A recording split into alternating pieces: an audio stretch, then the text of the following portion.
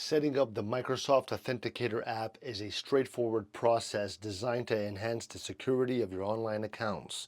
Begin by downloading the app from your device's app store, whether an Android or iOS.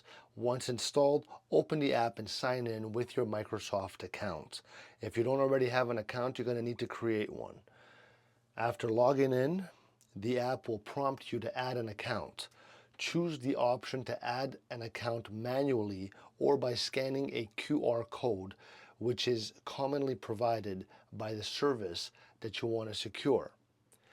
Many websites and services support two-factor authentication and will guide you through the process of presenting a QR code on their security settings page.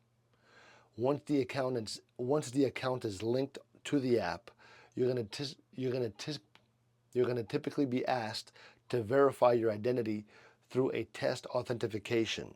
This can include either receiving a push notification or entering a verification code generated by the app.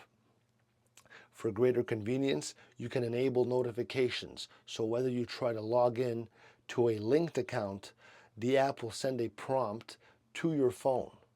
You simply approve the request, allowing you access.